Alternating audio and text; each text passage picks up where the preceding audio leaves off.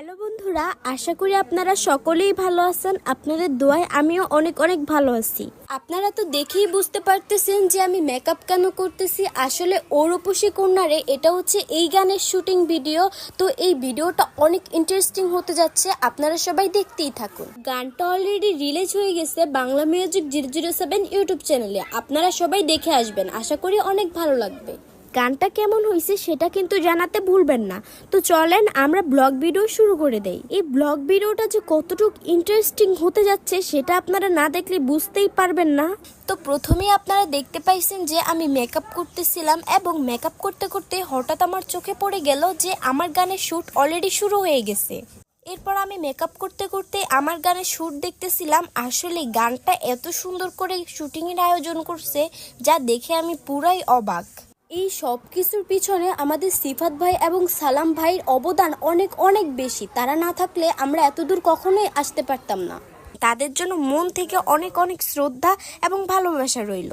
যাক, এরপর আমি মেকআপ করে এসে পাশ দিয়ে বসেছিলাম এবং তারা সুন্দর করে নাচতেছিল। এই নাচ তারা টানা 1 সপ্তাহ ধরে অনেক সুন্দর করে প্র্যাকটিস করছে, তাদের অনেক কষ্ট হয়েছে। যাক, এরপর আমাকে রেডি হতে বললো এবং আমি রেডি হয়ে গেলাম। রেডি হয়ে আমি দাঁড়িয়ে আছি। আচ্ছা, আমাকে কেমন লাগতেছে সবাই অবশ্যই কমেন্ট বক্সে জানাবেন।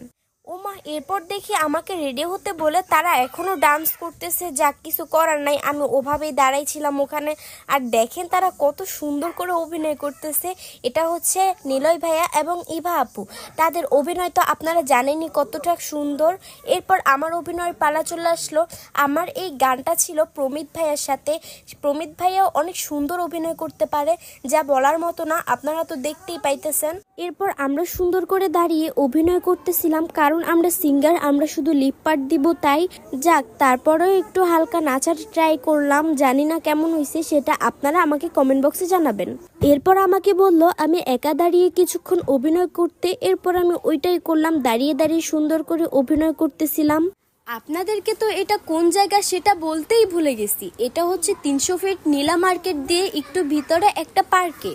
ওখানে একটা পার্কের ভিতর আমাদের এত সুন্দর শ্যুট নেওয়া হয়েছে। এরপর আমাদের শ্যুট শেষ। আমরা আসার সময় আমি অনেক সুন্দর সুন্দর কিছু ফুল দেখলাম, ওখান থেকে কিছু ফুল নিলাম এবং ফুল নিয়ে গাড়িতে উঠে চলে গেলাম আমরা অন্য জায়গায়।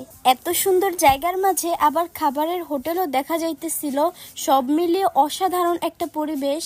এরপর গাড়ির ভিতর বসে আমরা সবাই মিলে অনেক অনেক মজা করতেছিলাম এবং গল্প করতেছিলাম। যাক, এরপর বাহিরের দিকে তাকিয়ে দেখি বাহিরটা সত্যি অনেক সুন্দর লাগতেছে। আর সেদিন বাহিরে অনেক অনেক রোদ ছিল। যাক, অবশেষে আমরা চলে গেলাম আমাদের অন্য